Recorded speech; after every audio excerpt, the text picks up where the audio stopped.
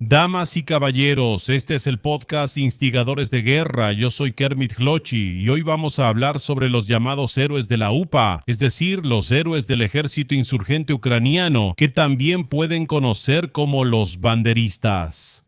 La palabra héroes no la uso yo, la usa Zelensky, y esta es una condecoración para los soldados que luchan del lado ucraniano. Zelensky condecoró al grupo de fuerzas especiales Sever precisamente con este título de héroes de la UPA, lo que provocó una reacción brutal de los polacos, especialmente del presidente Karol Nawrocki, quien es un gran nacionalista y comentó que esto es oxígeno para la propaganda rusa y que, en este sentido, Ucrania no está preparada para entrar en la Unión Europea porque no ha resuelto su historia y porque honra a asesinos y bandidos. Los comentaristas ucranianos dijeron que Nawrocki es simplemente un idiota, que llama bandidos a 500,000 de personas que estuvieron en la UPA y que no cometieron ningún crimen, que mete a toda esa gente en el mismo saco, que no se da cuenta de todo lo que fue la UPA, que lo reduce todo a Volinia y que al mismo tiempo no menciona las cosas que hicieron los polacos, Ucrania, a los ucranianos antes y después, porque eso no le conviene. Y ahora me gustaría saber cómo perciben todo esto ustedes, y podemos empezar por si creen que los polacos tienen razón en su crítica, o si esa crítica no es un poco fuera de lugar. Primero me gustaría pedirle a Hlochy y a Kermit que digan algo al respecto, yo lo complementaré después si es necesario. Así que Hlochy, ¿puedes empezar, por favor? Sobre Nawrocki, Nawrocki es simplemente un nacionalista fuerte y conservador. Eso significa que él simplemente, yo lo compararía con cómo el SPD jugó con esa ola de alemanes sirios. Es un gran acontecimiento histórico, así que Nawrocki aquí está jugando con ese acontecimiento histórico compartido entre polacos y ucranianos. Simplemente para hacerse más visible. Si ves a Nawrocki como presidente, no es muy visible en Polonia, para ser alguien que representa a Polonia en el extranjero. Así que, en mi opinión, solo es un intento de aprovecharse un poco de eso. Eso lo podrían responder o no responder esos pocos espectadores polacos que sé que entran al chat o ven mis videos. ¿Cómo perciben personalmente a Nawrocki? Para mí, Nawrocki es una figura política bastante problemática en el sentido de que causa controversia. Pero principalmente él necesita unificar a la extrema derecha y a los nacionalistas, básicamente. Y para mí, esto es algo que simplemente tienes que decir si quieres tener los votos de los derechistas polacos. Kermit, ¿tú qué piensas sobre eso? No diría esa frase fea y trillada, y es que ambos lados tienen razón, o que ambos lados tienen puntos válidos. Ucrania en este momento, cuando depende mucho de Polonia, no debería armar polémica por ese lado. Simplemente que lo nombren por alguien más, o que simplemente esperen un rato con eso, hasta que para ellos Polonia ya no sea un socio tan fundamental como lo es ahora. Y por otro lado entiendo a los polacos porque claro, si hubo una masacre,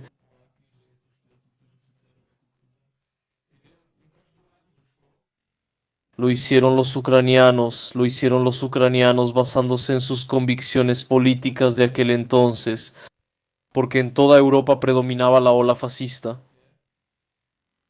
Y me parece que esa situación simplemente se pudo haber evitado muy fácilmente. Y me parece tonto que ambas partes se hayan dejado, entre comillas, provocar para que pasara lo que pasó. Espero que esto ya no se degrade más. Bueno, no degradar, sino que ya no siga escalando. Bueno, hasta cierto punto también es una especie de degradación de la política, porque se sacan a personas muertas de las tumbas para que jueguen un papel importante en la política moderna. Y probablemente estaremos de acuerdo en que estos viejos conflictos deberían resolverse, si es posible, mediante algún tipo de acuerdo.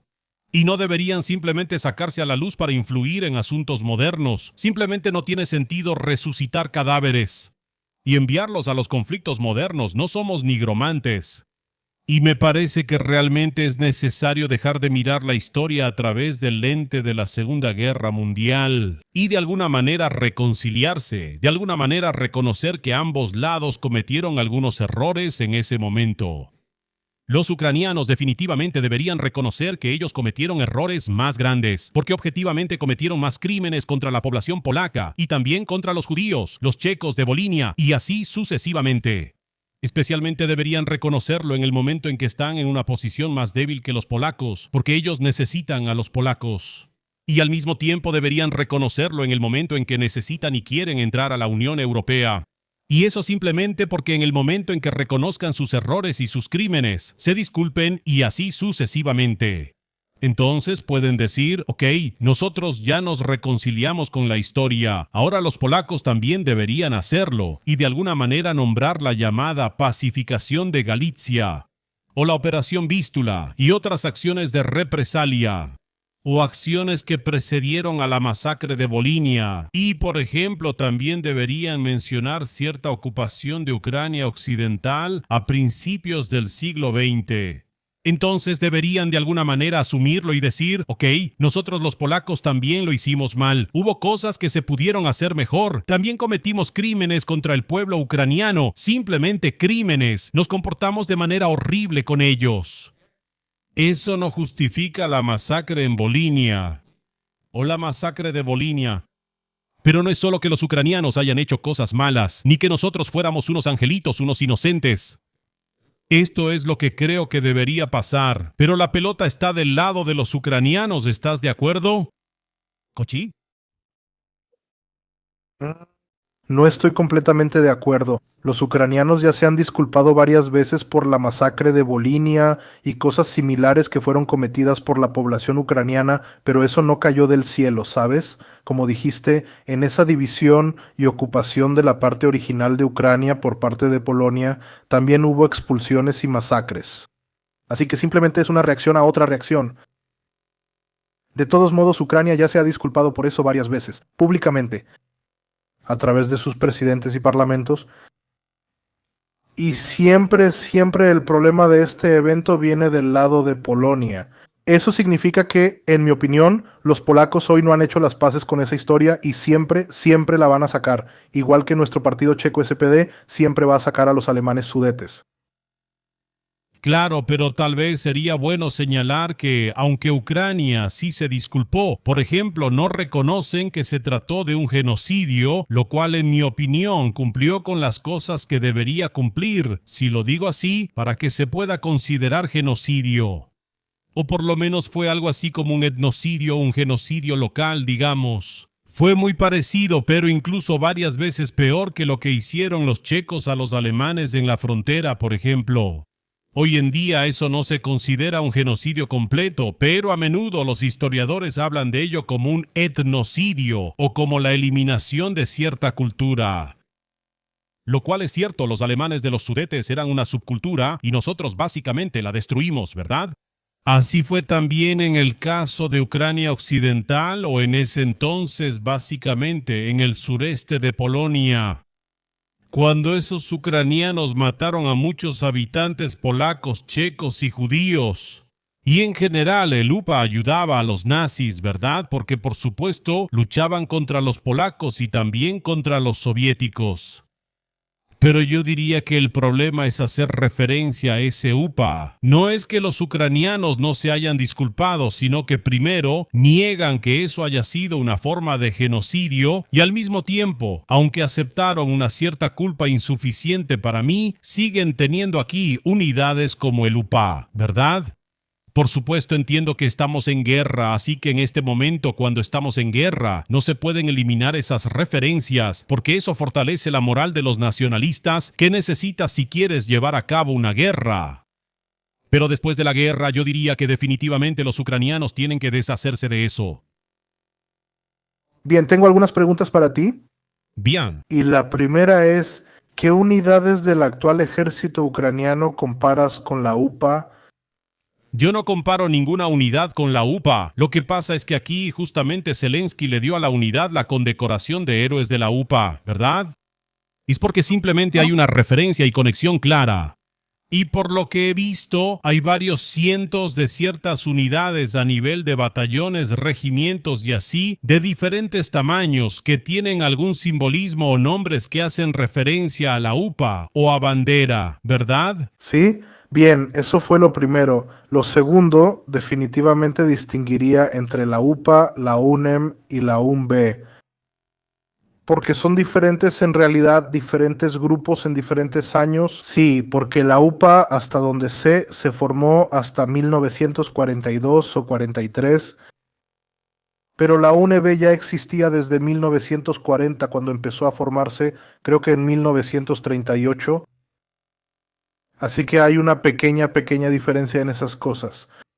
Claro, y los banderistas ya realizaban ataques terroristas contra los polacos y varias acciones de resistencia mucho antes de que comenzara la guerra, ¿verdad? Por eso, de alguna manera la gente...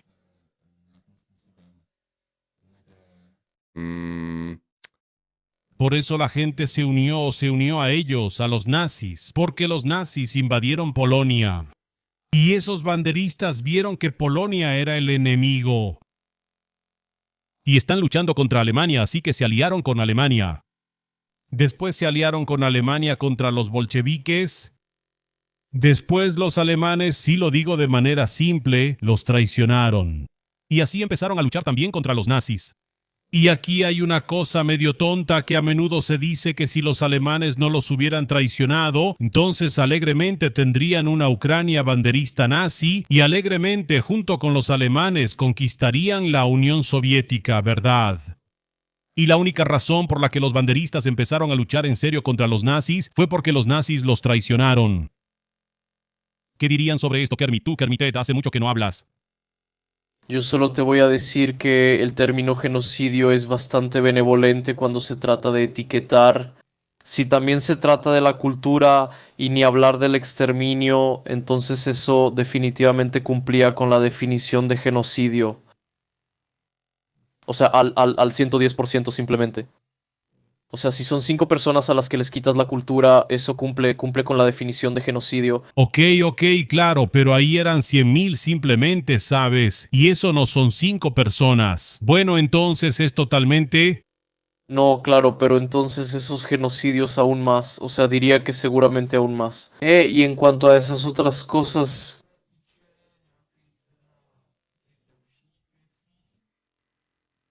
entonces perdí el hilo por completo. No, yo pregunto si aquí no hay un pequeño problema en que Ucrania se refiere a un grupo que empezó como una organización terrorista, que luchó en nombre de Ucrania por cierta independencia, pero se unió a los nazis, luchó contra los bolcheviques y luego también luchó contra los nazis. Pero las motivaciones para empezar a luchar contra los nazis fueron simplemente porque los nazis los traicionaron y no porque no quisieran seguir luchando contra la Unión Soviética y darle a Ucrania algún tipo de Estado libre y esas cosas. Sí, entonces las motivaciones para luchar contra los nazis no eran nada nobles y, en general, la organización UPA, los banderistas, y así queremos simplificarlo, pues sí, hicieron muchas cosas terribles con los nazis y fueron contra los judíos y todo eso, sí. Y a mí me parece que en general estas referencias, claro, en este momento, en tiempos de guerra, funcionan como motivación para ciertos nacionalistas en el ejército ucraniano, ¿por qué no? Pero los banderistas cometieron demasiados crímenes y lucharon por muy poco bien como para poder ser reivindicados de alguna manera, como por ejemplo se logró hasta cierto punto rehabilitar a personas como Napoleón, ¿no? Que hoy en día no es visto como un brutal destructor de guerras, sino que es un motivo de orgullo para Francia, por ejemplo, ¿no? Sí, simplemente no hay suficientes buenas acciones como para que puedan redimirse de sus crímenes, por ejemplo. Como que me simplificas demasiado.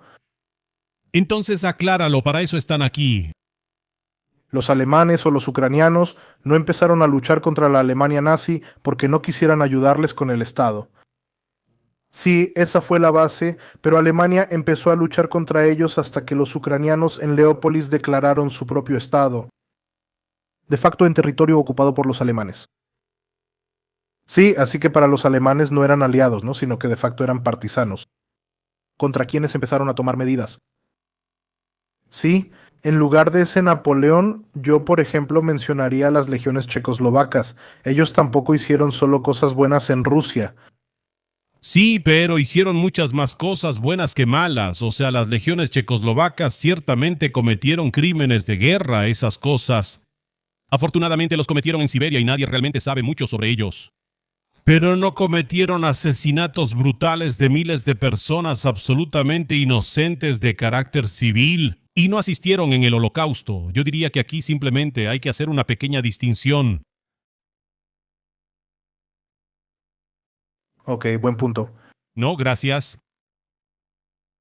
Así. Y por eso pregunto si cree que Ucrania cuando termine la guerra debería deshacerse completamente de las referencias a la UPA, por decirlo mal, desnazificarse, sí, o sea, a sí misma. En el sentido de que desecharía toda la simbología que hace referencia a esa lucha por la independencia. ¿Quieres responder tú primero? ¿Carbuto? No, yo te diría que desde nuestro punto de vista, entre comillas, occidental, sería bonito, pero me temo que eso no va a pasar porque Ucrania, especialmente después de la guerra, simplemente tendrá que seguir tocando esa nota nacionalista un poco para que Azov no se les vaya al carajo porque lo van a necesitar. Y seguro que sí. Por otro lado, Ucrania no es una nación históricamente muy definida y o eligen como héroe a Bandera, que en realidad, entre comillas, Bandera, en realidad de aquello de lo que se le culpa en el 90% de los casos no pudo ser responsable porque prácticamente toda su, entre comillas, carrera la pasó en un campo de concentración. Eso es cierto, eso rara vez se menciona, por eso prefiero hablar de los banderistas y la UPA, en vez de Bandera, sí. Pues claro que sería bonito, pero creo que no va a pasar. O sea, si Ucrania logra buscar en la historia y encontrar una figura histórica similar que le toque la misma fibra a los nacionalistas para que se sientan bien, estaría genial, pero considerando que Ucrania es uno de los países más jóvenes del mundo, cuya historia independiente tuvo interrupciones más largas que la nuestra bajo el Imperio Austrohúngaro, pues o se van a tener que sacar de la manga algo como nosotros con San Wenceslao, que es como el comodín para todo, lo cual creo que no va a funcionar del todo para el nacionalismo, o simplemente se van a quedar con Bandera y los polacos van a tener que aguantarse. Sería genial resolverlo con los polacos, pero tiene que pasar por todo el espectro político y en el momento en que Zelensky se dé la mano con Tusk y digan que todo está bien para siempre, en ese instante Nabrodsky va a empezar a gritar y a hacer escándalo diciendo que es alta traición, lo cual no resuelve el problema. ¿Y no crees que en el momento en que termine la guerra ya no van a necesitar a Bandera porque en su lugar van a tener a Zelensky, a Sirski y cómo se llama ese otro general famoso que lideró al principio? Se me olvidó el nombre, ayúdenme. Creo que al final lo hicieron embajador en Inglaterra, ¿no?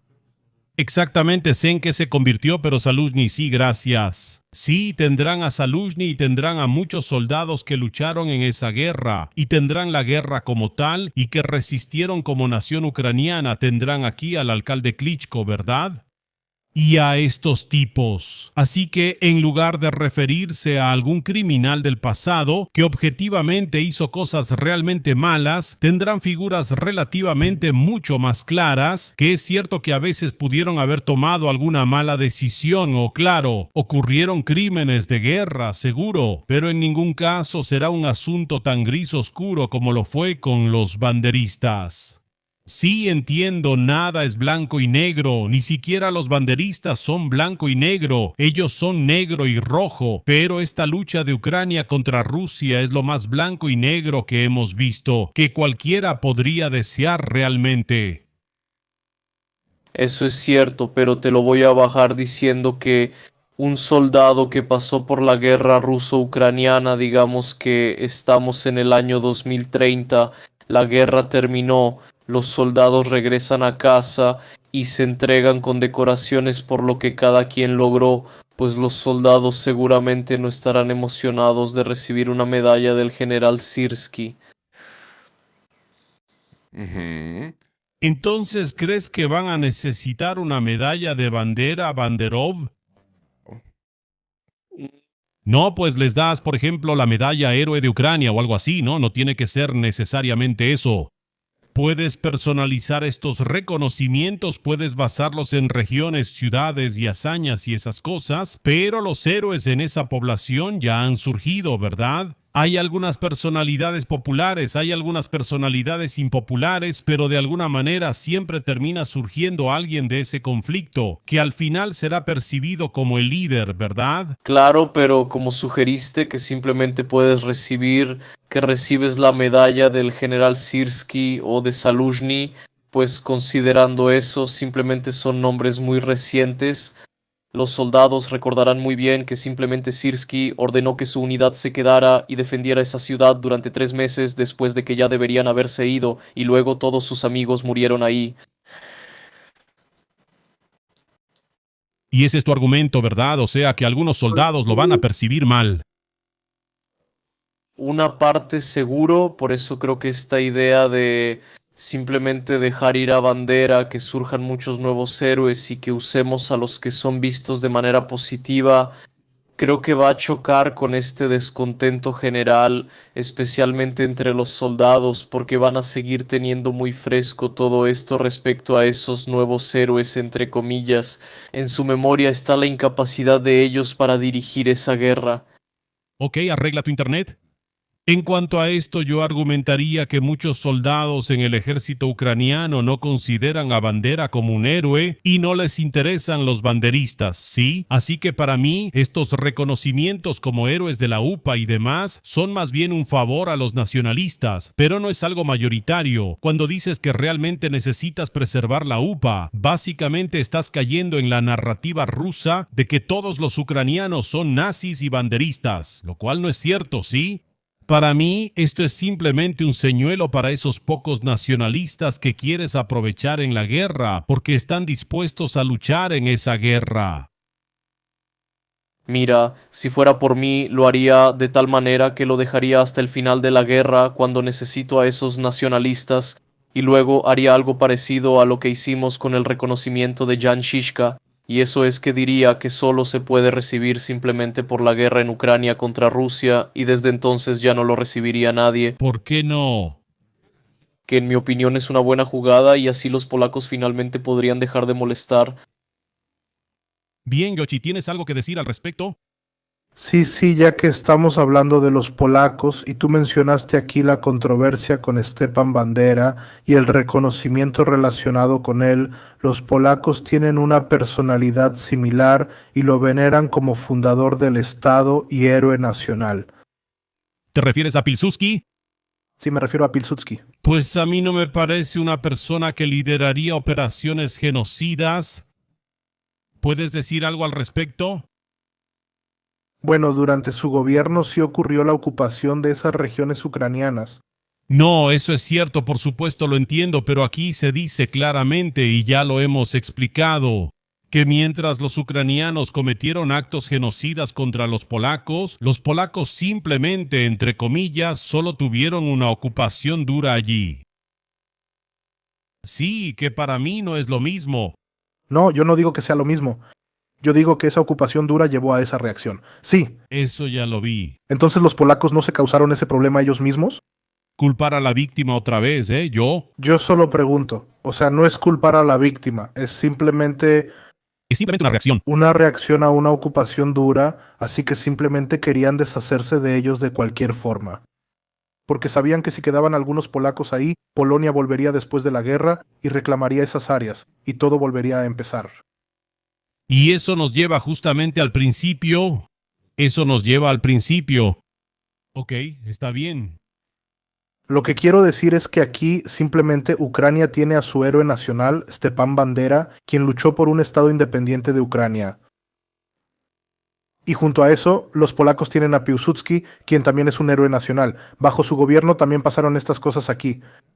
Aunque no hubo un exterminio étnico en una forma tan completa y pura como en Ucrania, aún así es una figura controvertida. Y los polacos lo veneran como un héroe nacional y tienen varias cosas nombradas en su honor, condecoraciones. De la misma manera, Ucrania tiene a Bandera como su héroe nacional y también tienen condecoraciones en su honor. Entonces crees que se puede comparar de esa manera, ¿verdad? Yo no lo compararía completamente, lo pondría más o menos en la misma línea. Entiendo.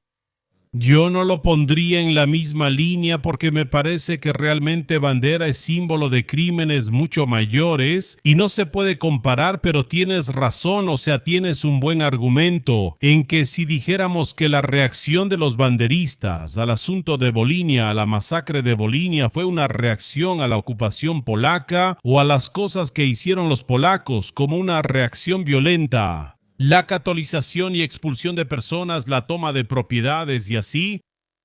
Entonces, si admitiéramos esto, podríamos decir que la dureza del régimen de Pilsudski llevó a la masacre de Volhynia.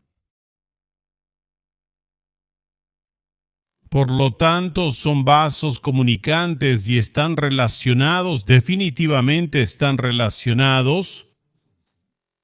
Por otro lado, me parece que él realmente no cometió esos crímenes, así que los polacos, en mi opinión, deberían conservarlo como un héroe, ¿sabes? No veo un gran problema ahí. No estoy diciendo que no deberían conservarlo. Lo que digo es que si los polacos tienen un héroe nacional controvertido, entonces de hecho cualquier otro país tiene el mismo derecho. Eso significa, ¿por qué los polacos deberían meterse con los ucranianos sobre cómo van a manejar a sus héroes nacionales? Porque la historia de Polonia y la historia de Ucrania son completamente diferentes. Es muy sencillo porque Ucrania necesita entrar a la Unión Europea y necesita nuestra ayuda, mientras que los polacos no necesitan a Ucrania en la Unión Europea. Bueno, está bien, pero cuando se trate de negociar, claro, en cuanto a hablar de moralidad, aquí podemos debatirlo. ¿Quién fue peor? ¿Quién tiene la culpa de qué? Pero en la política real lo que importa es que los polacos tienen una posición más fuerte que los ucranianos. Sí, eso es cierto, pero en el momento en que Ucrania esté o se negocie sobre Ucrania dentro de la Unión Europea, en Polonia ya no estará Nawrocki como presidente. Sí, entonces el argumento es que después, por ejemplo, se negociaría sobre Ucrania en la Unión Europea y en el momento en que los polacos empiecen a decir, bueno, pero Bandera y ellos tienen la simbología de la UPA y así sucesivamente, entonces saldrá a la luz precisamente el tema de la ocupación y pacificación polaca, como le llaman, de Galicia, y saldrán a la luz esas cosas que hicieron, ¿verdad? Que no es que no existan o que estén ocultas, pero no son tan conocidas o mucha gente no las sabe. Por ejemplo, hacen la vista gorda ante los problemas que causaron los polacos y solo ven el asunto de Volhynia, ¿sabes? Más bien están relegados. Bien, esa es la palabra correcta. Sí, por ejemplo, en el contexto de la guerra polaco-soviética, ¿verdad? Esa, por otro lado, está como sobrevalorada. Entiendo. Bien, esto tiene algo de lógica. Bien, Kermit, ¿tienes algo que decir al respecto? Kermite, ya no se me ocurre nada más sobre eso, simplemente cada estado tiene a sus propios héroes controvertidos que hacen el bien por un lado y el mal por el otro, cada uno de ellos, y el estado debería de alguna manera equilibrar eso para que le guste a él y moleste lo menos posible a quien le incomoda.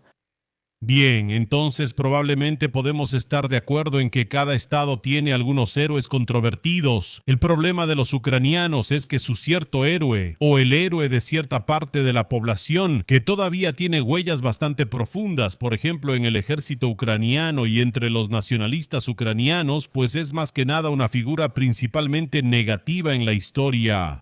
No es tan blanco y negro, es más bien una figura mayormente negativa en la historia, porque hicieron cosas tan malas que no se pueden redimir. Con ciertos aspectos positivos que eso pudo haber traído para la nación ucraniana, pero simplemente aquí va a decidir la cuestión de poder, donde al final ellos tendrán que ceder ante los polacos, quienes también tienen sus propias personalidades controvertidas y esas personalidades, unidades y demás que celebran, y luego los polacos podrán reaccionar dándose cuenta un poco de sí mismos. Es similar a cuando lo dijo. Cuando estuvo mal, primero los alemanes tuvieron que admitir que le hicieron cosas horribles a los checos, para que los checos estuvieran dispuestos a admitir que tampoco expulsamos a los alemanes entre banderitas y caramelos, ¿verdad? Primero simplemente tiene que ceder el que hizo cosas peores, y al mismo tiempo el que tal vez necesita algo del otro, lo cual en ambos casos es Ucrania. Ese es el caso. ¿Está de acuerdo? Fin, estoy de acuerdo. Yo te daría otra comparación al respecto. Imagínate que el Ministerio de Cultura alemán introduce un premio cinematográfico como nosotros tenemos los Tali, entonces simplemente recibirías el premio Joseph Goebbels por contribución al cine.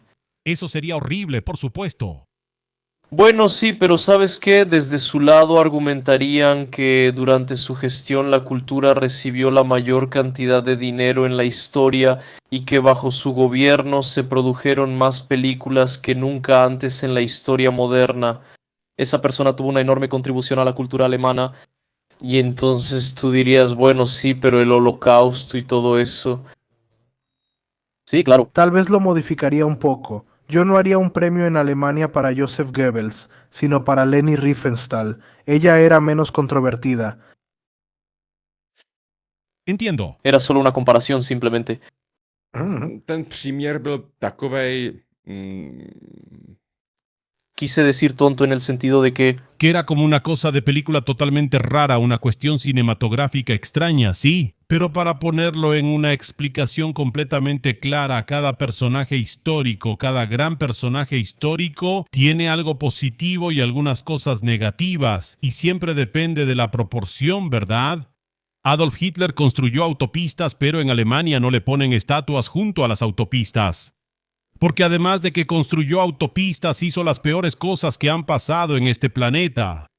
Entonces, o sea, lo negativo que hizo es un poco peor que los beneficios positivos.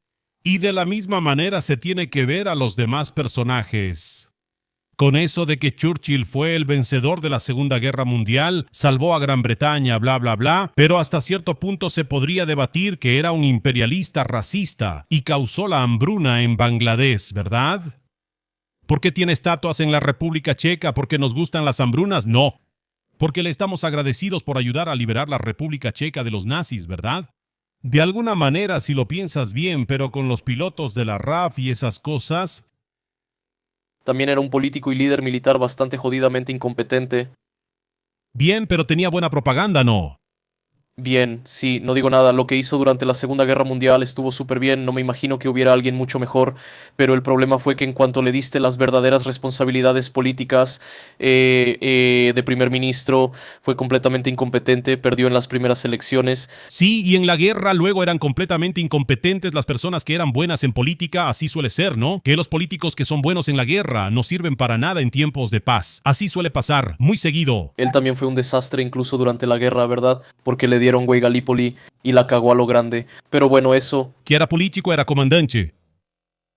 Sí, claro, solo digo que fue un desastre en muchos aspectos. Porque salió del Lord del Almirantazgo o algo así, ¿no? En ese entonces.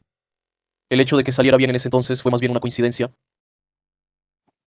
Esa es tu opinión. Pero aquí más bien quiero hablar de que existen muchas figuras históricas que en realidad tienen tanto un impacto negativo como positivo, y depende principalmente de cuál de esos impactos es significativamente mayor.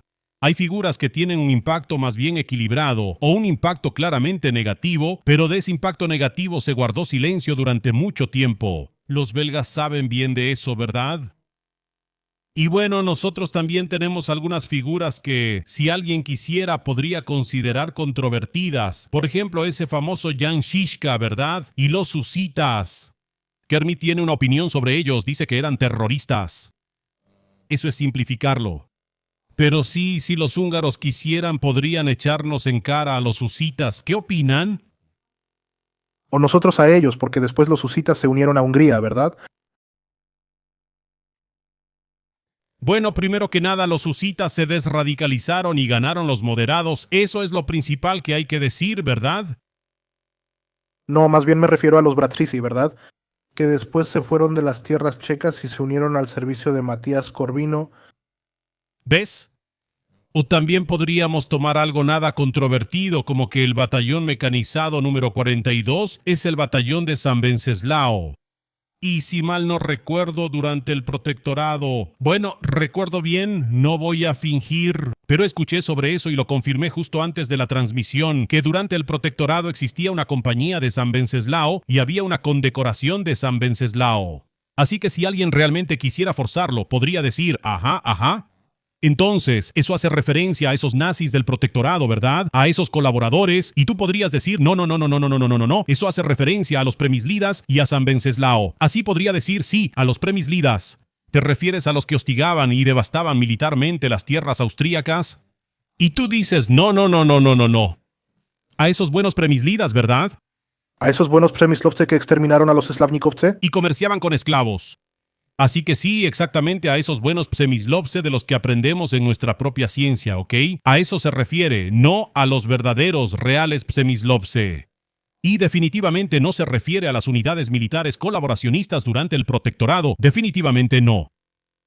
Pero bueno, claro, si quieres puedes encontrar controversia en todas partes. Con lo de Bandera, el problema es que sucedió hace relativamente poco, que todavía no está resuelto, que no es algo olvidado y que sigue siendo un tema actual precisamente porque existe la guerra y hay conflictos y el nacionalismo funciona tanto en Polonia como en Ucrania. ¿Está de acuerdo? Sí, claro. Sí. Excelente.